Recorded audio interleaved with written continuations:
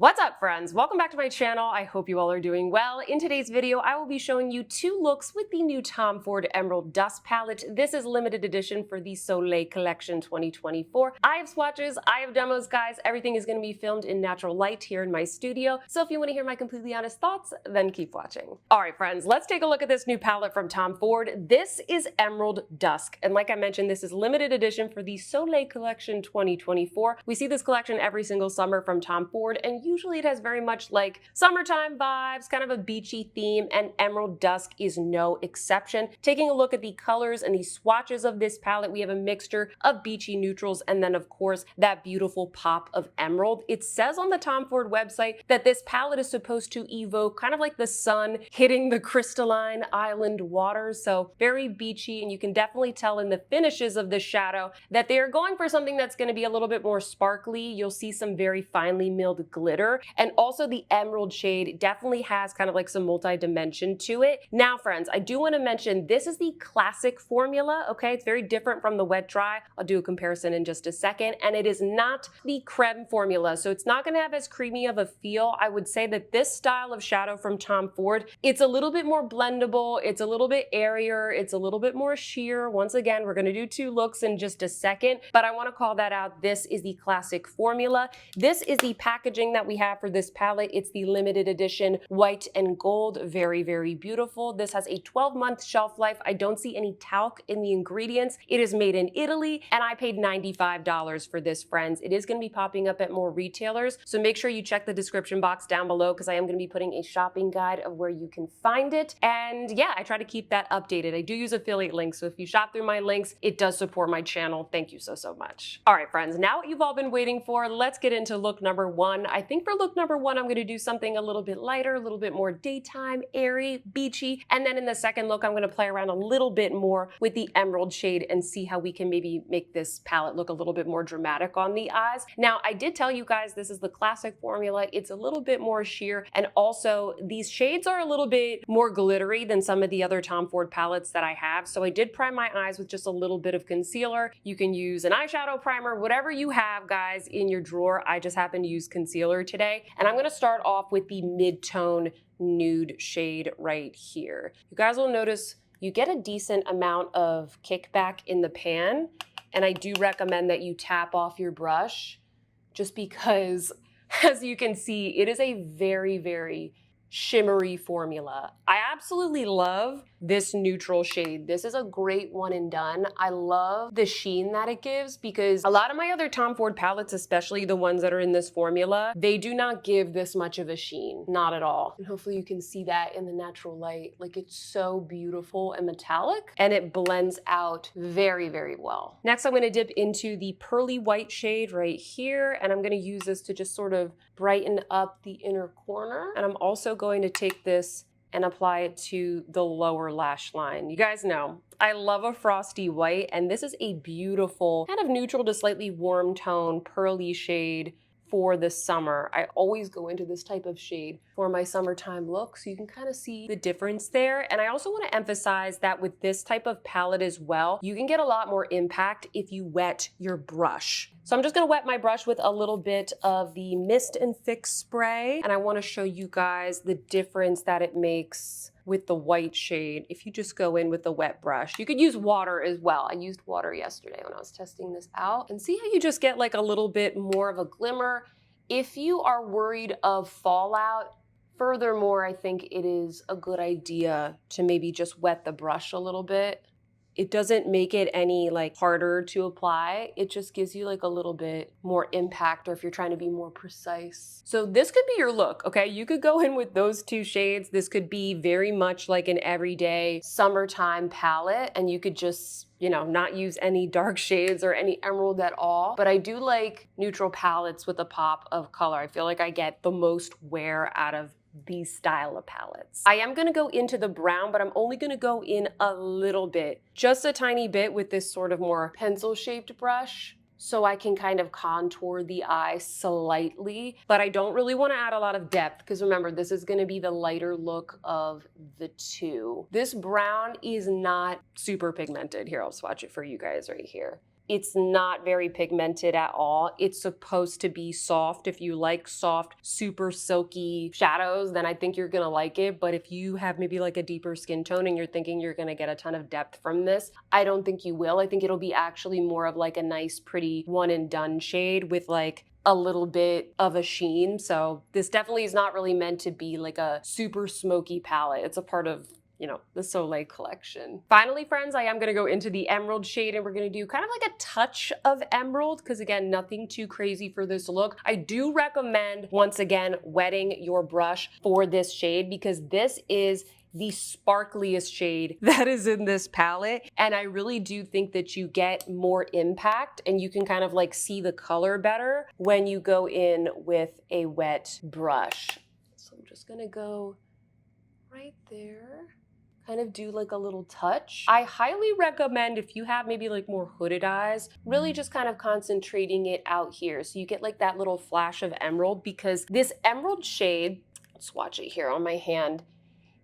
It's kind of darker. See how it has that shift? It's almost like a, I don't want to say a black shift, but it's kind of like a seafoam green mixed with a deeper emerald shimmer. So you do get kind of like a shadow from this if the light isn't hitting it perfectly. So I would say be careful if you're thinking of using this as a liner. It's pretty shifty and your eyes might end up looking a little bit dark if you kind of line your lids with this. So for more of like a daytime look, I kind of like it more as just like a little pop of something something so you can still see the other three shades. That's what I would recommend. I've been playing around with this palette a bunch, guys. I also think that if you mix these two shades together too much, the looks get very muddy. So I would say use smaller brushes, be more precise with your looks and with your placement of the shadow. Because if you just mix them all together, it gets muddy because you have this very like shifty shade with this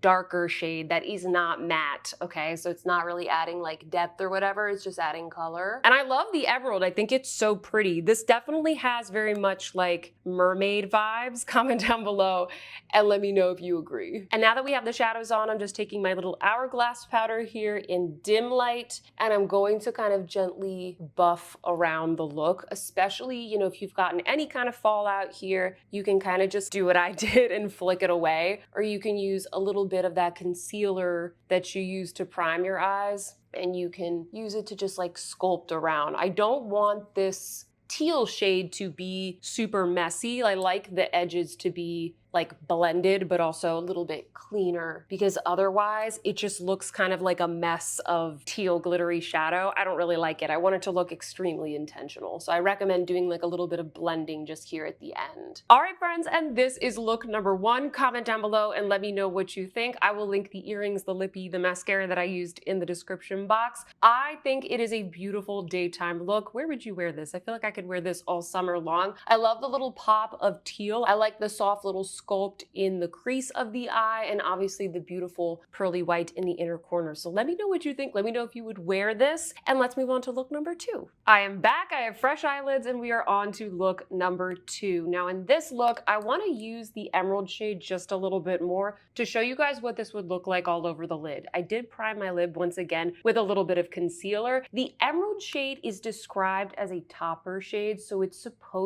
intentionally going to be a little bit sheer. So you might want to put, like I said, some concealer, a primer, something down first. I think I'm actually going to go in first with the white shade and just use this as a little bit of like a base, kind of brighten things up. I also think it's good to see that pearly white all over the lid. Wouldn't that be such a beautiful one and done? I think I'm gonna put this on the lower lash line as well. Just kind of like take it down here. Once again, before I go into the emerald shade, I'm going to mist my brush. This is a little one from Surat, nice for shimmer shadows. And we're gonna get a nice amount of pigment there on the brush.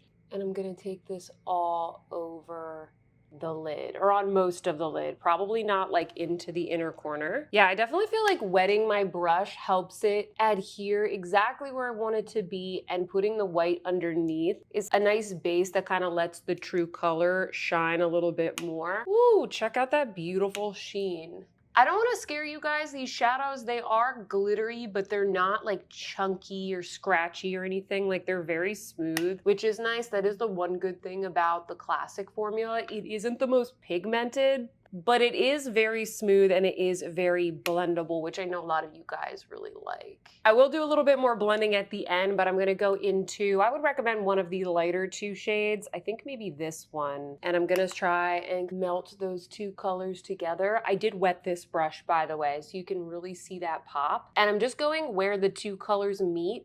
And I'm just kind of like smudging them together so that there's not as like harsh of a line. And it's more of like a beautiful gradient, kind of like a really pretty, I don't know, like a fish scale. That's what this palette reminds me of, like mermaid scales, fish scales, something like that. And I think also I'm gonna take a little bit of the pearly white and just add like a little bit more right there because this brush is already wet. I'm contemplating going in with an eyeliner. That was my original plan. I think I'm gonna go with the eyeliner, but first I'm gonna blend things out. Once again, I'm gonna go in with my little handy dandy concealer here, and I'm just gonna put a little bit right there. If you get any fallout, you know, we all have different eye shapes and different brushes that we're using, which I don't really feel like I got a ton of fallout, but if you want to like crisp up the line a little bit, or maybe you winged it out a little bit more, just doing this at the end, I think really helps. Just going with like a little brush, and then I kind of like blend that up following the natural lift line of the eye. All right, friends, and this is look number 2 with a little bit more of the emerald all over the lid. I just went in with a light brown pencil liner. I applied it to the top lash line, winged it out, added just a little bit here to the outer V, and then I put on the mascara, and this is what we have. I like this as something a little bit more glamorous. You could go in with other types of maybe more colorful liners if you wanted to like really double down on the emerald. You could use a black. You have a lot of options if you want to make this look a little bit dressier and smokier. I think that the addition of the emerald, just because it's a jewel tone, means that you can kind of dress it up and dress it down. But comment down below and let me know what you think. Now let's get into my final thoughts. Time for my final thoughts, friends. What do I think of this new palette from Tom Ford? Do I think it is worth the $95? If you couldn't tell already, guys, I actually really like this one. I don't think that this is going to be for everybody, and I'll get into that in just a second. But personally, I liked it, and I was kind of pleasantly surprised because you never really know what you're going to get when it comes to the classic formula. I feel like some color stories